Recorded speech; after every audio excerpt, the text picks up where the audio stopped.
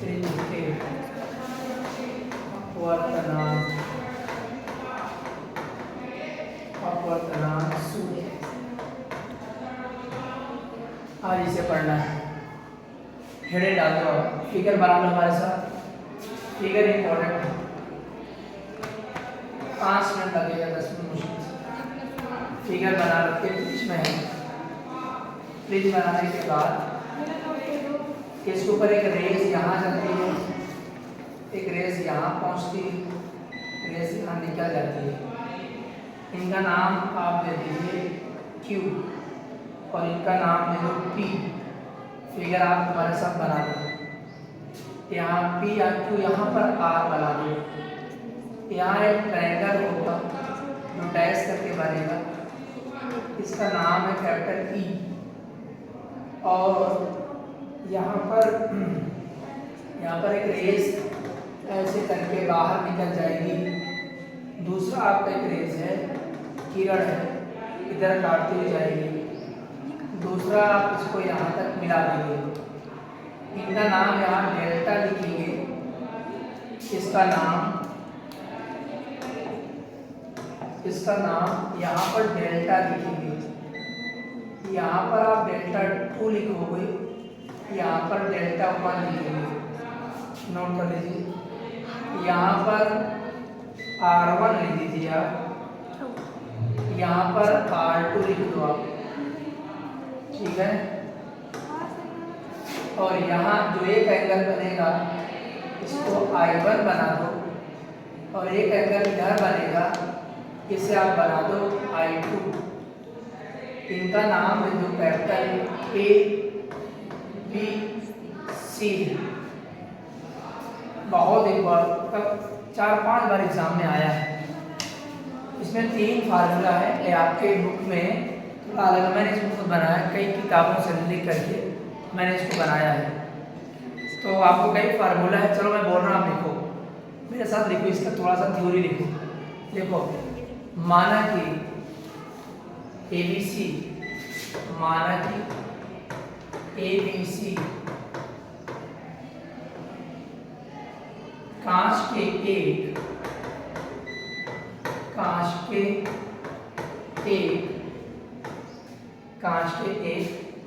Prism का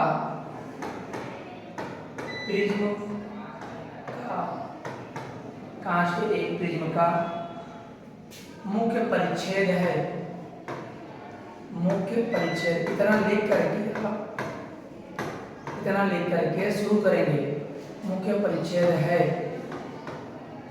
फिर हम लोगों को 2-3 मात्राओं लिखना है। कैपिटल A प्रिज्म अपवर्तक कोण है। कैपिटल A प्रिज्म का अपवर्तक कोण इंपॉर्टेंट है। अपवर्तक, थोड़ा सा गलत लिख दिया, अपवर्तक कोण है, लिख लिए होंगे आप लोग।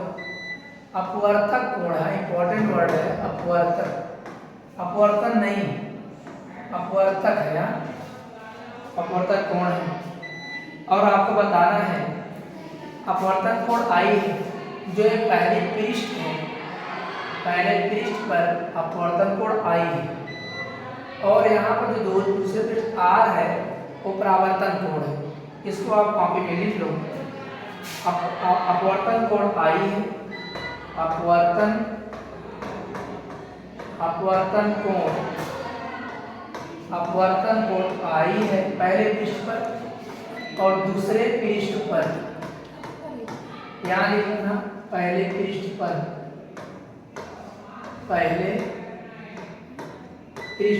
अपवर्तन कोण I है, और दूसरे अपवर्तन कोण है, आपतन कोण I लिख सकता है यहाँ पर परावर्तन कोण लिखना था, ठीक है। अपवर्तन कोण हो, गलत हो गया, गलत हो गया, आपतन कोण I लिखना था। बना लो भाई, आपतन कोण I है, आपतन कोण I है, ठीक है। वहाँ परावर्तन कोण I लिखेंगे। दोनों आप कॉपी में लिखना, आप बना लें। हम लोग चलते हैं डेरिवेशन करते हैं इसका मेन, ठीक है। आपतन कोण I है और परावर्तन कोण R है, अब देखो यहाँ ध्यान से देखना, दो बातें लिखेंगे। आपतन कोण एक I1 है और उधर परावर्तन कोण R2 है। लिख लो इस प्रकार, कॉपी में लिख लो इस प्रकार आपतन कोण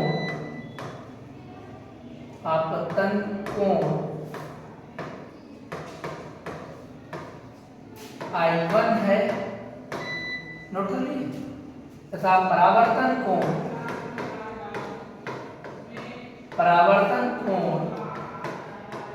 R1 है। इतना अगर एग्जाम में लिखना शुरू कर देंगे तो आपको लगभग अच्छा लगेगा, नंबर अच्छा मिलेगा। कम से कम इतना है, किताबों में बहुत होती है। एक और आप लिखिए, विचलन कोण डेल्टा है। तीसरी चीज, एक लाइन, दो लाइन, तीसरी लिख लो, अतः विचलन कोण डेल्टा है। इतना नोट कर लिया। हम चले जाए नेक्स्ट पेज पर। इसे छोटा कर देते हैं और फिगर को हम बड़ा कर देंगे, क्योंकि हमें डेरिवेशन करना है। इसे आप लिख भी लेंगे। इसे हम छोटा कर दे रहे हैं,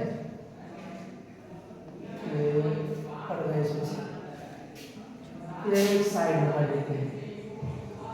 और एक दिक्कत और है, इसमें जो है ये हमको हटाना है। देखते हैं हटा पाते हैं। ओ माय गॉड, ये नहीं आएगा। कैसे आएगा? कैसे आएगा? हाँ गुड, तुम इधर आ जाओ भाई, बहुत अच्छी बात है। तुम कम से कम किनारे आ गए, बनाना नहीं पड़ेगा। थोड़ा सा छोटा और कर देती है। अब और समझाने में आसानी हो जाएगी, कम लिखना पड़ेगा। चलिए इसे जो है और छोटा कर देते हैं। आप इसे जो है बाद में देख लेना। इसको मैं लगभग छोटा कर दे रहा हूँ। ये यहाँ पर स्टूडेंट डिलीट हो गई है। हम लोग कहते हटा ही दें क्या, इसे यहाँ से बहुत छोटा करके हटा दें, डिलीट कर देते हैं। जो नेक्स्ट पेज करना था इसी। अब चलते समझते हैं। अच्छे देखो क्या काम करना है।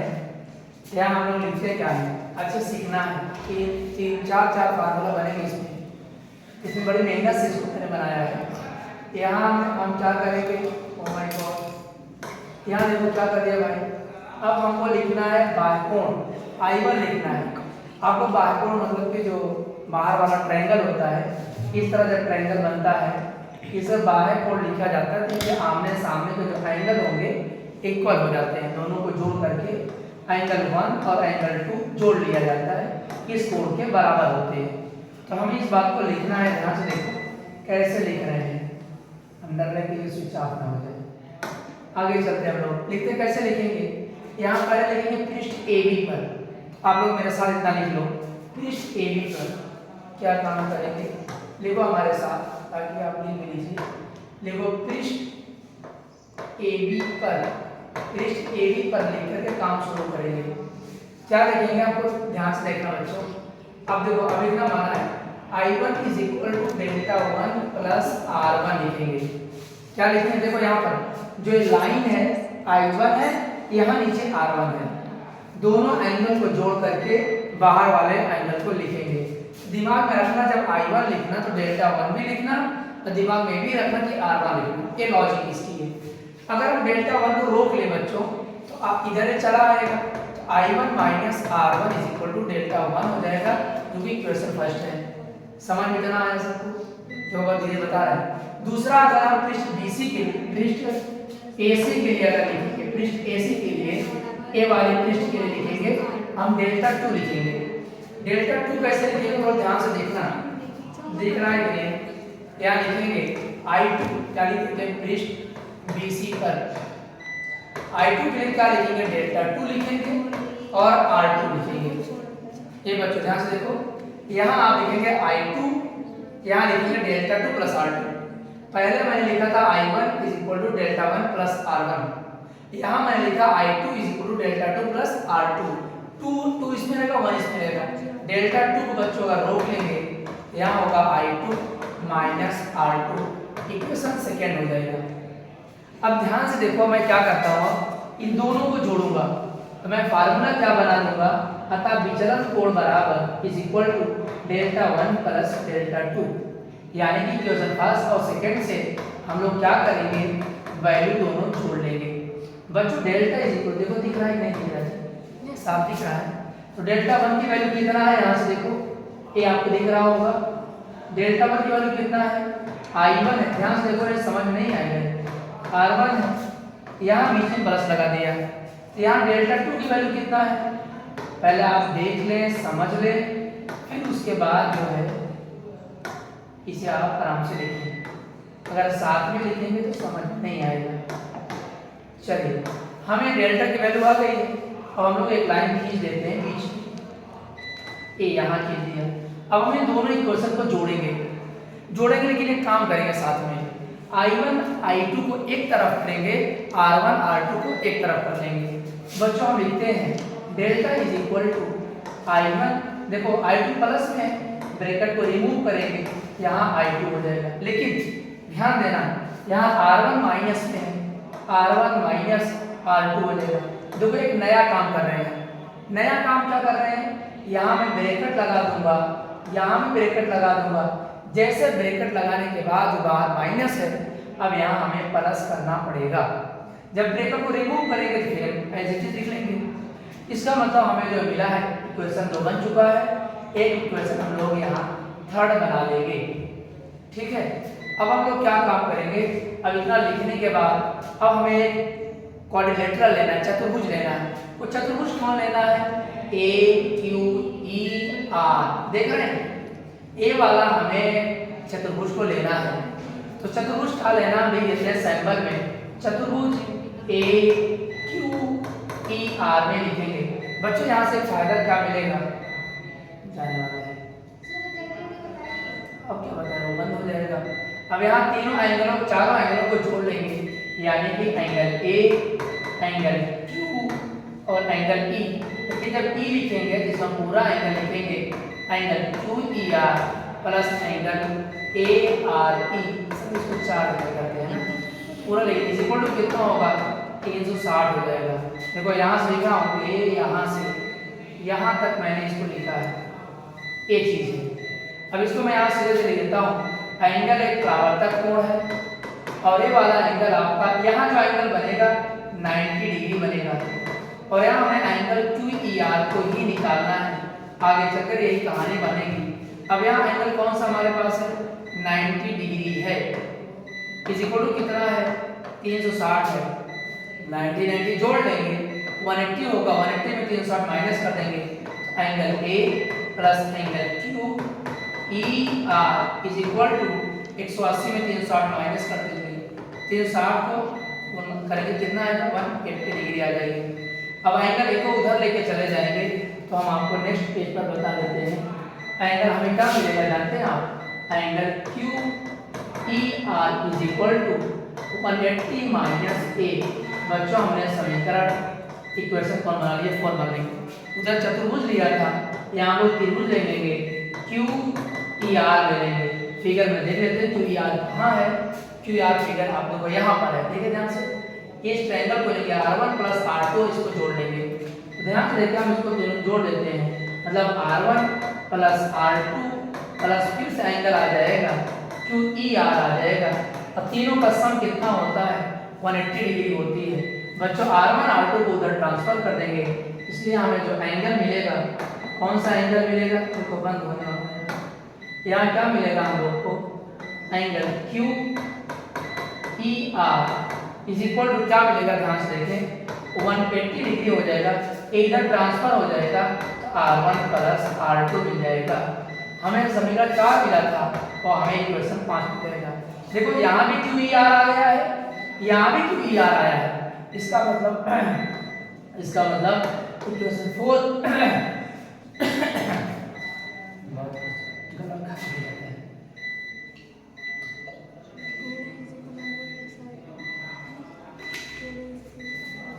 हमें देखो एक इक्वेशन मिल गया है, दूसरा इक्वेशन यहाँ से तुरंत मिलने वाला है। हम दोनों क्या करेंगे, इक्वल कर देंगे, मतलब कि यहाँ क्या नहीं लिखा मैंने, हमें क्या लिखना था, हमें लिखना क्या है, इक्वेशन 4 और इक्वेशन 5 से तुलना करने पर, क्या करने पर बच्चों? कंपैरिजन करने पर, तुलना करने पर। जब हम इनकी तुलना करेंगे बच्चों, वहां भी क्यू ई आर है, यहाँ भी क्यू आर, दोनों आपस में कट जाएंगे। मिलेगा क्या मेरे पास? 180 माइनस एंगल ए, या इसको में क्या आएंगे? 180 माइनस R1 प्लस R2 मिल जाएंगे। 180 से 180 क्या होगा? कैंसिल हो जाएगा बच्चों, यहाँ माइनस है, यहाँ भी माइनस कैंसिल हो जाएगा। एक हमें फार्मूला नया नया मिल जाएगा, अपवर्ड तक R1 प्लस R2, यहाँ 5 बना था, यहाँ पर जरूरत पड़ेगी, एक हमें नया फार्मूला बन जाएगा। मतलब इस डेरिवेशन के अंदर 3 फार्मूले हम प्रूव करेंगे। अभी जो एंगल ए वैल्यू आई है, हम आपको एंगल थर्ड दिखा देते हैं। देखो यहाँ पर हमारे पास, यहाँ देखो मैंने कुछ गलती किया है, ए लिखा है, यहाँ R1 प्लस R2 है, I1 प्लस I2 है। जो हमारे इक्वेशन में कितना आया है? R1 प्लस R2 आया है। ये R1 प्लस R2 बच्चों समीकरण 3 में रखते, जहाँ R1 प्लस R2 है वहाँ हम लोग लिख देंगे एंगल ए। तो मैं डायरेक्टली लिख देता हूँ, आपको समझा देता हूँ यहाँ पर। इसे नेक्स्ट पेज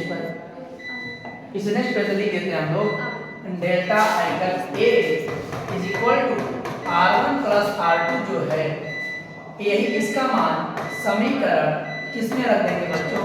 3 में वैल्यू रख देंगे, पुट कर देंगे। रखने पर अगर रख देंगे तो बच्चों में फार्मूला क्या मिलेगा?